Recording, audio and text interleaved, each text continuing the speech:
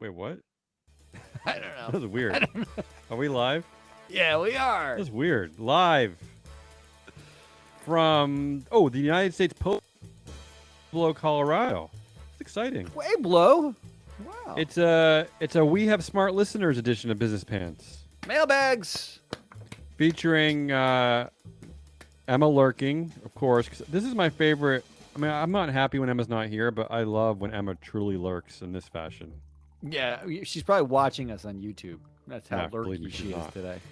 And meticulous Matt Mascardi. I'm the guy staring and smelling at cantaloupes for 20 minutes trying to decide which one to buy at the Piggly Wiggly. I'm that guy. I do the same thing. I tap them. Smell the top. You smell the top. Yep. If Yeah. it smells sweet, and then you tap them to see if they're like Then you hollow keep and going juicy. because there's 800 of them. You do.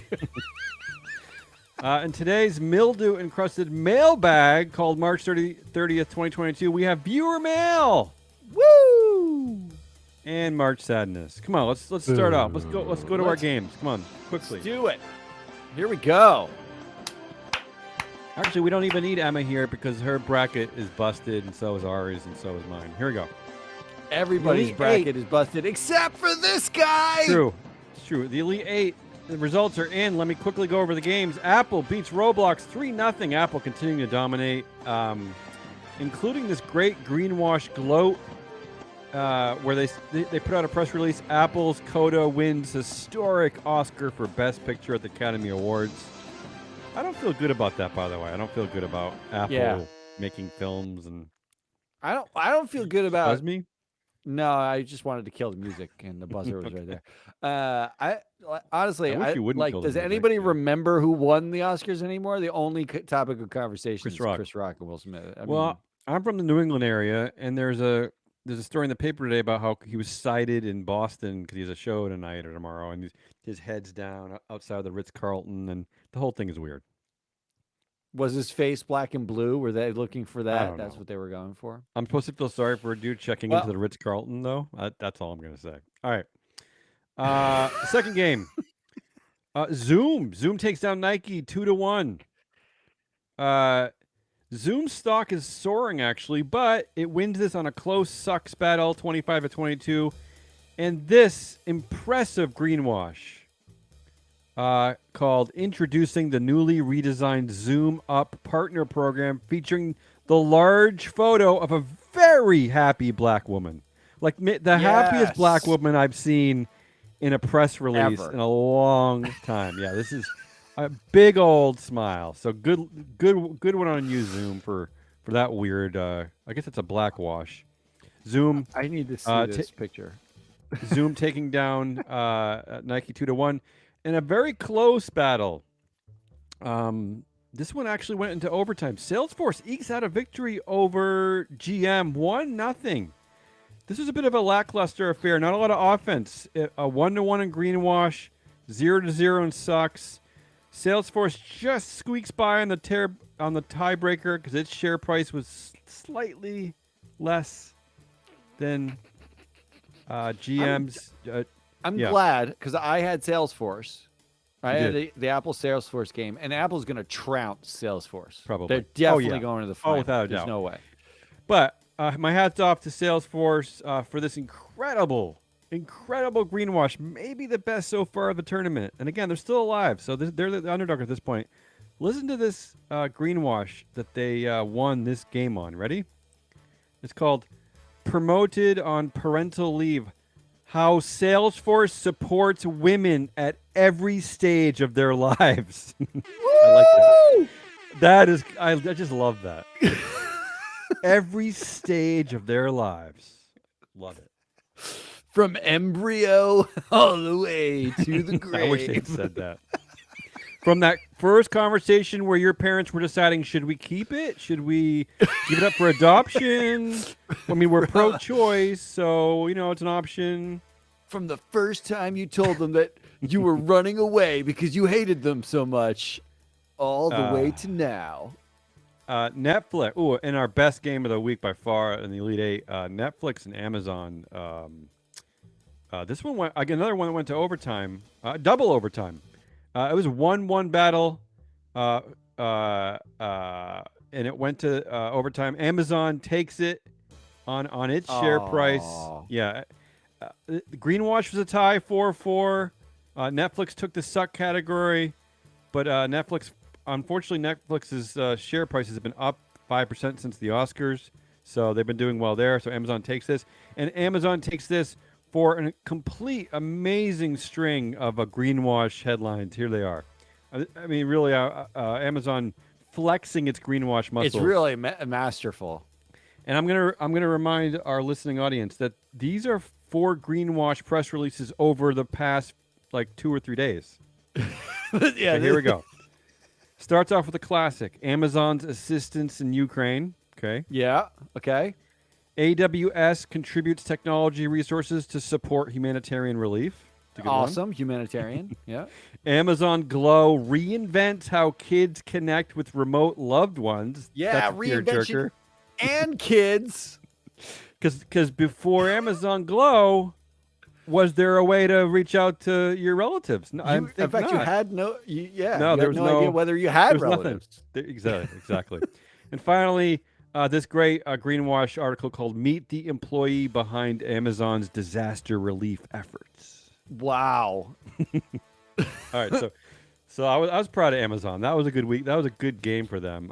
So here are your final 4 matchups: Apple versus Salesforce. Yeah, Matt already alluded to that one. Zoom versus Amazon. I'm excited for the Zoom versus Amazon, actually. I think it's got to come down to Apple versus Amazon. I don't think would hope. Amazon. Oh, God, I hope. The I hope. greenwashing out of Amazon. I don't think there's a way to stop it. Oh, please, I hope. I don't think there is. As far as we're concerned, Matt is the only one still alive. He has the potential winner in Apple, and he has the and you actually have both ends of the Apple versus Salesforce game, so you're guaranteed to have. Well, I don't know what you're guaranteed to have. Our listener O'Shea still has 3 out of 4 teams alive, but not the winner. She picked, or he picked Netflix, or they picked, I don't know. And some dude named Kyle still has Zoom alive. Kyle picked Zoom to be the winner. Still alive. Kyle would. Yeah, Kyle. That's because Kyle did OG pre-COVID picks. The pandemic was raging. Good on you, Kyle. That's about it. That's I love the matchup. Yeah, I don't know when It was when are really the final 4 spectacular. games. I think they're Friday. I think we announced those winners Friday. The sad part for our listeners who did participate, none of you are in line to win free float swag anymore. Wait. Because it was. What are you talking about? If you pick it correctly, we will make the swag for you. Unfortunately, the only one who picked it correctly was me. So Wait, what are you I'm in talking line about? to win our own swag. Wait, what are you talking about? What about Kyle and O'Shea? I just told you that they. They can't Is win. this like I a- said pick the champion. So pick do the we want to champion. just give it to Okay. the person who comes closest? Well, we have a point system we could do, but Kyle, I'm telling you, Kyle is still alive with Zoom though. No, I'm he's telling not. you. No, What are you I'm talking telling about? you that Kyle is going to lose to Amazon Oh, I see what and you're he's out of the saying. tournament. Okay, all right, whatever. I'm the only one actually alive. This is why we play the games. All right, let's close up the. Oh wait, I'm not even hearing March Sadness music. What are you doing to me? Oh, I didn't. Okay, just play it so we can end it. There you go. We're out of March Yeah. Sadness. Let's do some other things. All right, viewer mail. Yeah. All right, I like the today's viewer show mail. is dedicated solely to our listeners. These are actual listeners, actual questions. I'm gonna pretty much go at these verbatim. I'm gonna kind of pick out the highlights. First one, are we supposed to? Names? Do we want to do names? We No, have to- don't say who the listeners are. We Okay. just give a first name maybe, but no details. Like I'm not you're even prone to like giving their social security number out on our show. I gotta tell you, there's probably nothing more boring than these people's names anyway. So let's skip over that. Okay. Well, I like the subject of this question, and this one was written to questions@freefloatmedia.com. So I'm glad that exists. Here we go. It's from our website. Yeah, our website. The subject is caffeine is a diuretic, so maybe Pepsi's plan is to dehydrate humans to replenish aquifers. I love it. So we last week I think we talked about Dr. Pepper had a plan to what was their plan? Their plan Net- was to be net positive water. Not positive water. So this That's so right. this It's listener a new kind of clearly plan. clearly smarter than us is suggesting that by giving people all this sugar water, maybe we'll just piss. We'll be piss positive. They'll be piss positive. Is that what they're saying? I Net piss don't positive. totally know. I don't know. I just read it, and all I heard was this. Blah blah blah. Oh, okay. I don't like that. Okay. The question, the listener goes on to talk about regenerative agriculture, including the kind where ruminants sequester carbon in soil. They basically want to get our take on regenerative agriculture. They also want to know, are we vegan? Do we eat meat? So which one do you want to? Which one do you want to go first? What do you want to do? I mean, you're like a vegan, right? Okay, I'm gonna say this. I don't eat You're meat like at vegan home. adjacent. Yeah, I don't eat at home, but I do enjoy meat at restaurants, and we have a lot of lovely restaurants around here, and I do enjoy cheese and meats at those restaurants. So I don't know. I don't really qualify for being cool, I guess. I am never a vegan. You, It's yeah, like- you're like complete meat. You like cheese Actually, too? well, I'm lactose intolerant, so Oh, so a there you little go. bit, but Okay. actually, I have adapted my diet over the last 3-4 months to How's that? be like once a week meat kind of thing. More butter, all the time butter. I'm really just ramping, which is coming, where it's meat basically Okay, every so you're day. taking a break. So you're on pause. I'm just taking. I'm on meat All right. pause. Regenerative agriculture. And I can attest to the fact Yeah. that Ari and Emma, neither of them are vegan either. Or I don't even. and Do they even very eat? much I mean, meat. do we even care about their diet? Let's be honest. Do we care? I have to remind Ari to eat once a day. Yeah. That's basically the way that works. I find their dietary existences to be like extremely boring. When I met Ari, she was actually 40% comprised of lentils. That's all. They're never sharing that was her recipes. entire- They're never telling me about their nights out, their restaurants, the bars, nothing. They're just. I don't even think they. There's, I I don't mean, even you know, know we if- started this company in a pandemic, right? There isn't that. I don't care about that. All right. All right, regenerative agriculture. Yes. Let's do it. I actually pulled 2 headlines in the last week about regenerative agriculture, including this one: Applegate seeks to democratize regenerative agriculture with accessible do-good dog cross-industry partnerships. Wait, I'm not kidding. I eat Applegate. This is a real thing. So Applegate is using a hot dog as the forefront of battling climate change. Ugh, I don't know. They about this. they Okay, keep going. partnered with Sunfed Ranch, which is certified regenerative by what sounds like the Make Believe Savory Institute. Mhm. But apparently it was started by a guy named Alan Savory. He's done like TED I don't Talks. He's believe kind of that. famous for Yeah. it all sounds suspicious to me. But this is a thing that bigger companies are starting to pay attention to. Here's another headline. These cattle ranchers are raising better beef, spending Better less, beef. and reducing carbon emissions. It's about how a few cattle ranchers have figured out a lot of regenerative soil, stuff to sequester carbon in the soil and Yeah. rotate crop grazing, and they're getting better lands, and the beef tastes better. But I mean, I don't have a hot take on it except to say, yeah, it seems like a no-brainer. Like, Absolutely. I'm I'm big in on this. This is why I purport to love the deep fake meat. I mean, 44% of U.S. land is used for agriculture, and just half of all of that land, just under half, is just for 3 crops: wheat, corn, and rice. Yeah, There it's is crazy. so much fucking corn in this country. Corn sucks. It's I hate absurd. corn. Yeah, I hate it. And really, it's not corn. It's not like you eat the corn. It's No, I corn know. syrup, right? No, I know. So it's the question of like big food and regenerative ag seems like a non-starter in some ways because they're they're basically just leaning deep into subsidies, and they're selling corn syrup like Archer Midland, right? Like Archer Daniels Midland, they're one of the biggest producers in the entire world, is basically growing corn for corn syrup that gets used by Dr. Pepper and Pepsi. Right. So I don't, and then they get like some credit from MSCI or ESG providers, MSCI not so much, but Sustainalytics, for like providing nutrition or like solving an SDG. So like our ADM actually gets credit for biodiesel according to MSCI because they're using corn and biodiesel, and it's kind of like I don't know, like the amount of carbon they sort of destroy in the soil to make corn so that we can get diabetes does not exactly seem like a trade-off I'm willing to make for like 6 cents of biodiesel. I don't. The only way out of this I see is like some kind of a regulatory effect, like on the tobacco industry. I don't see any way out of this other than that, right? Like it'd have to be some pretty extreme regulations because consumers don't seem to care. I mean, we've been beating this drum now for decades. Does anybody care? I feel like everybody should be, as like part of citizenship in the U.S., should be forced to watch the Ken Burns Dust Bowl documentary from PBS. And then watch the baseball one. I got a pop quiz on this Yeah. question for you. I got a pop quiz for you, okay?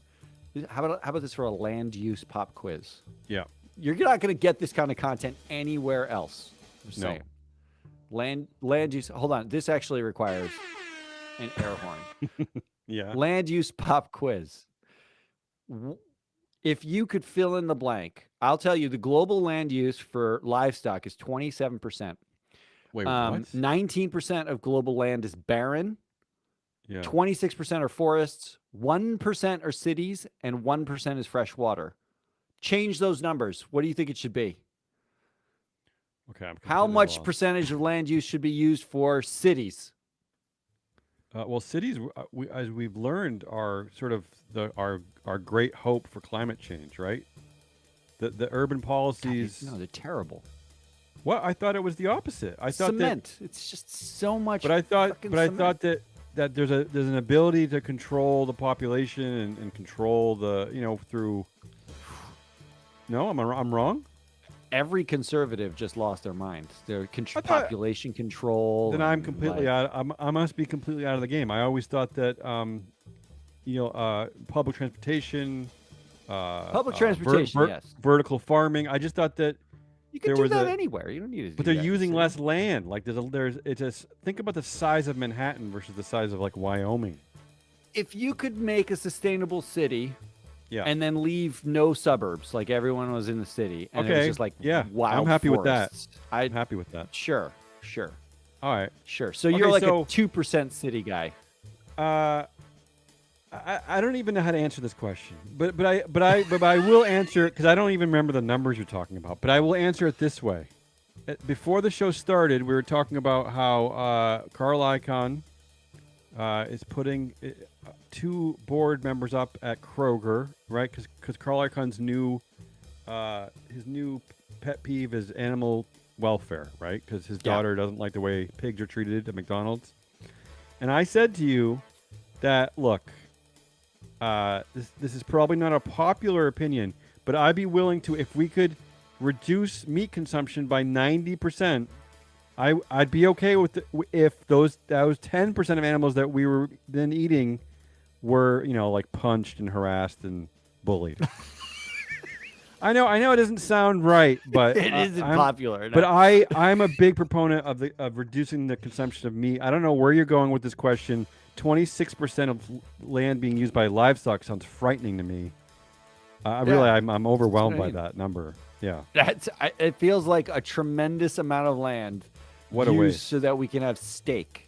Terrible. It just does not seem like a great steak. idea. I'm okay with, but the amount of like crappy burgers being sold across the world is depressing.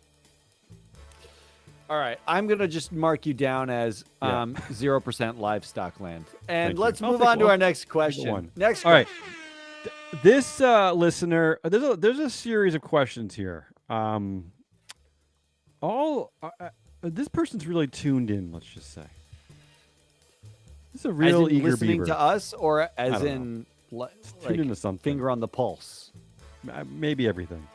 First, the listener talks about the International Sustainability Standards Board, ISSB. Talking about global reporting framework. Wants to know if this will benefit the ESG ratings providers, and specifically, will it help? This listener seems concerned by the fact that like say at MSCI, we'll rate one company one way, Sustainalytics will rate the other one another way in terms of ESG risk. So they're wondering, could this help to alleviate the disparity there by having these standards in place? Oh God, I hope. Could you imagine being concerned with this? Look, standards. Yeah. Yeah. What do you I want to do go through love the rest this. of the? I mean, like, This is look, my favorite thing, though. I love this battle in the ESG research world. How like the ratings battle. I love it. It is ridiculous. It is. I wish it was more like the Sharks and the Jets. I wish it was more like I do fist too. fighting than it was. Yeah. Standards. I think the essence of the question here is: will standards benefit? Like, will they create basically standard ratings? Will having a global standard of reporting create a more global standard of rating? But it won't affect the methodologies used by the individual companies. And well, it's not even the companies. You mean Yeah. like MSCI, right? Yeah. Yeah, yeah, exactly. But I think actually they might like create more correlation because you have the same information to go off. But the answer is not really, unless clients say to MSCI or Sustainalytics, Which we they want won't. the rating to only reflect what's in the standard, then it won't really. Well, there could be there could be a version of that, because I was thinking, why wouldn't the ISSB come up with a methodology of its own, like a rating based on its standards, right? I mean, we talked about this yesterday. I'll go like Yeah.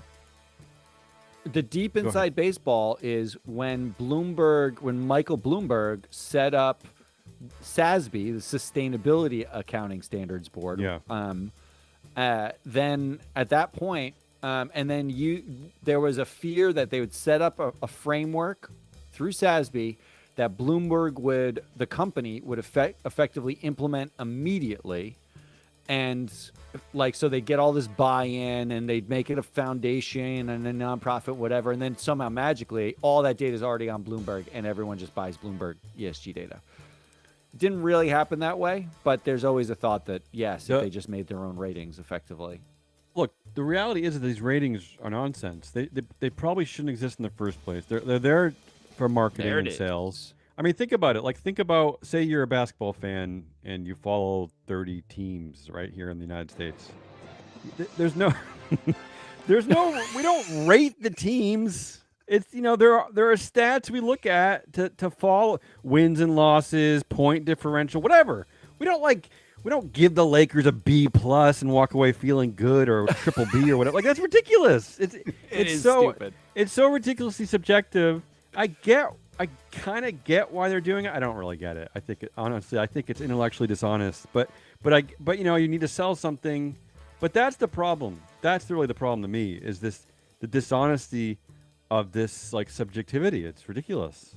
I mean, we're already dishonest because we are saying an ESG rating and pretending ESG is a thing, right? Well, no, I'm okay with pretending it's a thing. I'm okay with that. I'm not. It's not a thing. I'm okay with that. It's 3 random letters. Like, I love. So someone could have called it like we could have called it the outer space, copper mining and cuddly animal. It's just it's random. It's fucking random. Yeah, I mean, no offense to the E and S. The G, I kind of understand, because the G has kind of like set in stone data points, and maybe the E will, now that the U.S. is pushing for more disclosure. But the S is kind of a nightmare. I mean, it's like I look at the different methodologies of these providers. I look at the data points. It unfortunately, it's very social sciencey, and I'm not against the social sciences, but you shouldn't be quantifying that in a way where you're rating it. It's as ridiculous as the Oscars, and it leads to things like people standing up and smacking other people, and that's not a good thing. That's all I'm saying. See how I tied that in there? I see. You brought all the knots together. All right, let's move on. I don't know what we're talking about anymore. Yeah. You have anything else to Well, say the about sub that? question, there Yeah. was a sub question here. Okay. That was, how do the companies know what to believe if the ratings stay different, right? Like if they get Okay. rated really well in one place and badly in another. And I will tell you this, I'll just say this shortly. I have worked with the companies directly on their ratings, and they all uniformly, every company I've ever worked with, think that they're rated wrong. It Well, doesn't matter. except for Microsoft. Yeah. Well, honestly, once upon a time, I was in a meeting with a company that was top rated by MSCI, and they spent 2 hours berating me about the things that I missed. And they were the top rated company. And I kept saying, like, I don't know what you want me to do. You are the top rated company. Would you Yeah. do you want to be top They want you to get rid of the ratings, I suppose. Basically, they think everything is bullshit unless it's their number one. So the real question is really not, it isn't like what Yeah. the companies are going to think, like, are they going to be confused? It's, what do their investors believe? Because the companies always believe they're number one. And the investors are the ones who come at them with, you're rated like bottom by Sustainalytics. Do something about it. You're rated. I've never heard an investor go like, good job on your MSCI rating. Like, no, Yeah. they don't do that. They just come in when you suck at something, and that's what you need to focus on. That's Yeah, how you it's human focus. nature. Yeah, I'm sorry, company nature. Yeah. Moving on. Come on. Can we move on?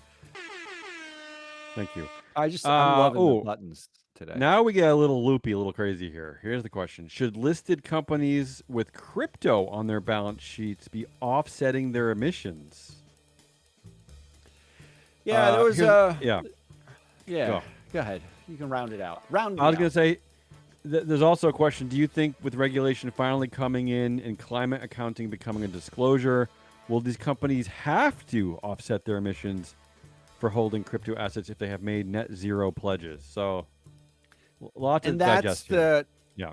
that last bit is Yeah. the only bit that matters. So Okay. they shouldn't. I mean, should the listed companies with crypto be offsetting their emissions? I don't know.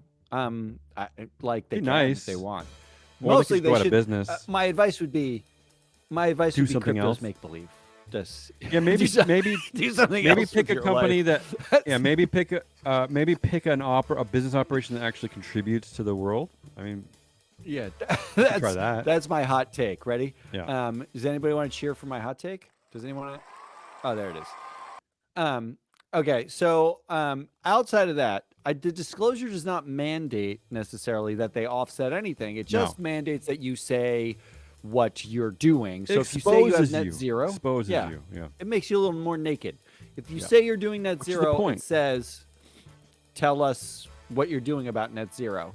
So it's not so much that they should, but they're going to be in a position where if they said they're net zero, they're going to kind of have to say some stuff because they'll Yeah. look stupid otherwise. It's the right? it goes all the way back to the Judge Louis Brandeis thing. What he said in the 20s, Supreme Court Justice Brandeis said, sunlight is often the best disinfectant. It just means it's just whole part of the whole name and shame game. It's just like if you have to expose that you're sucking, maybe you'll want to suck less. That's what I he was will trying say to the science behind that phrase is dubious. I'm not sure that that's scientifically Okay, but don't- verified. But don't ruin my parade. I think the second question so net zero is really the key part there, and Yeah. disclosure is just like disclosure. Like you're just gonna have to say stuff to prove what you said is a real thing or not. It doesn't mean you have to do something, but if you do decide to do something, then really there's a part here that's like, what are carbon offsets anyway? And I know that That's so the another listener sent question. us a link to a blockchain-based carbon offset company. Yes. Carbon Fabulous carbon website. offsets. Beautiful. I was entranced. I put on a little trip hop. I smoked a doobie. It was a great website. I loved it. Damien could not get over the website only. The thing about all of those things are look, verifying that you've removed carbon from the air is not an easy thing to do. And verifying that the company who said that they did it actually did it and didn't sell it twice. Blockchain doesn't solve that. That some of it is like a solved-ish, but really what you're selling is carbon removal NFTs. And that isn't, it still didn't, What? I mean, you're on the blockchain by a bunch of computers that took extra carbon to prove that you removed carbon. The whole thing is a little. Yeah. I What don't know. solves it is reducing your emissions. That's what solves it. that Well- tends to solve it better. Yeah.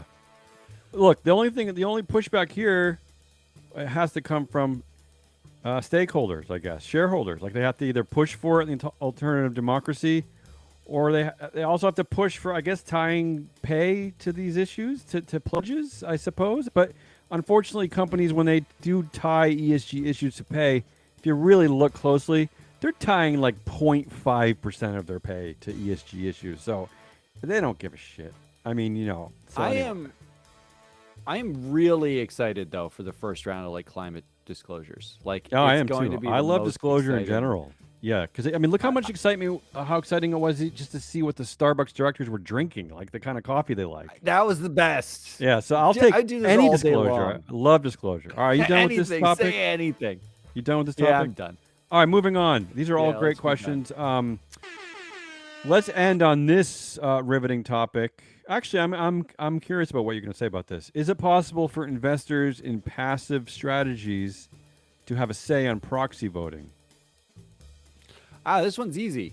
Yeah. If you are an institutional investor with a certain amount of money, then yes. If you are with BlackRock, you now have the ability to vote your shares in Not passive all strategies. Not all BlackRock funds, though, right? I think it's only like 40% Not all of the BlackRock funds. funds. Or, It's, yeah. Well, it's their passive funds that are ETFs. There's some specifics, but Okay. in a lot of cases, yes, you can now. It If sounds you're like a retail investor, It sounds like if you're BlackRock client and you call to try to vote your shares, they'll probably be like, "Oh no, you're not your fund. You can't vote." Oh, no, your no, no. fund." I think it's the opposite. I think if Oh, you you think? call Oh yeah, up BlackRock, please, yeah. oh my God, vote! Yes, because you do it. Now it's your fault. You're Yeah, the yeah. idiot. You get this Yeah, you- wrong. Yeah, you say gay. We're not going to say gay. Yeah, We don't. yeah. But if you're retail, if you're just like investing on like Robinhood on your own, or you're like just Right. a normal idiot like we are, the answer is no. ETFs are actually structured as borrowed baskets, and the Yeah. owner of the basket retains the voting rights. So BlackRock, Vanguard, and State Street own on average 22% of every S&P 500 company, Jeez. mostly through ETFs. Okay. And a retail ETF investor, basically, the trade-off is you get to own a whole basket of stocks for a very low cost, and you give all of your rights, voting and your Yeah. shareholder rights to BlackRock or You know State what? Street or Vanguard. That's it. You just somehow amazingly answered the final question, which is wondering about how index tracker ETFs are structured. So maybe we can end the show on that, can we? Yeah, I mean, like the structures are yeah. I won't do that. That's a nice question, and I'm not going to answer it. I want to. Oh, you're buzzing who? I'm buzzing myself for not answering our own listener mail. I wanna that thank- question. I want to thank our listeners for all those great questions. Actually, I enjoy doing these shows, even if your questions are really stupid. And I'm not saying They're whether they are or significantly not. smarter than ours. So please, we'll do this more if we get more questions. So thanks. But I don't want to go. We're already 4 hours long on this show. We can't do a show. I'm gonna get us in less outta than here. 30 minutes anymore. Yeah, let's get We're out. out. That's Damian Rollis. Emma lurked somewhere, and I am Matt Muscardi. We'll be back tomorrow with more you, listeners. business nuggets. Goodbye. More questions.